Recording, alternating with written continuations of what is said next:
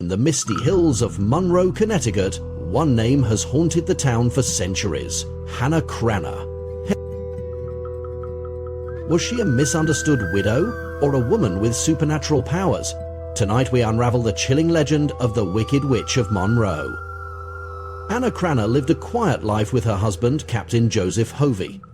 But when he mysteriously fell to his death from a cliff, whispers of a curse spread through Monroe. Could it be that his death was no accident? After her husband's death, Hannah changed. She dressed in black, walking the streets with a piercing gaze that sent shivers down the spines of the townspeople. It wasn't long before they began calling her a witch. But a farmer dared to deny Hannah her request for a freshly baked pie. What followed was a nightmare. His crops withered and his animals fell ill. Terrified, he sought her forgiveness and his farm flourished again.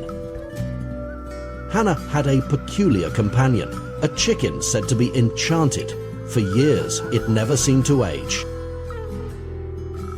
But when the chicken finally died, Hannah foretold her own death. Was this mere coincidence? The chicken's beady black eyes glimmering with intelligence, its red comb vividly contrasting the soft white feathers. Before her death, Hannah made a chilling request. When I die, carry my coffin to my grave by foot and do not take any shortcuts. If you disobey, you will regret it. After her death, the townsfolk carried her coffin through the woods. But some grew weary and decided to take a shortcut. That's when the nightmare began. Suddenly, the coffin slipped from their grip and tumbled down the hill. It cracked open, and the townsfolk froze in terror. They quickly gathered it and obeyed her original request. The forest looms in the distance, its dark, dense trees contrasting with the sunlit farm. The scene feels foreboding despite the bright light. That night, Monroe was ravaged by a storm like no other. Winds howled, trees crashed down,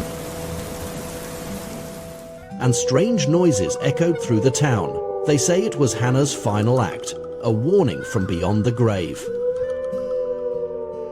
To this day, Hannah Cranna's grave remains a place of mystery. Some say they've heard whispers in the wind, and others claim to see a figure in black walking through the woods at dusk.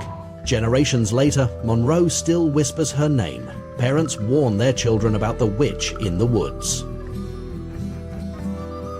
And visitors leave flowers at her grave, hoping to stay in her good graces. Hannah Cranna's story reminds us of the power of legend. Was she truly a witch or a victim of fear and superstition? In Monroe, the line between myth and reality remains blurred. One thing is certain, her legend will never die. Hannah Cranna's story remains a part of Monroe's folklore. Her former home is long gone, but the legends surrounding her endure. The basket in the farmer's hands, the pies wobbling slightly with his nervous grip. Her life and death serve as a reminder of the fine line between myth and reality, and the power of stories to keep history alive.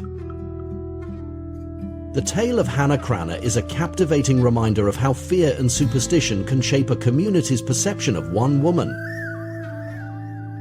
and how legends, once born, never truly die.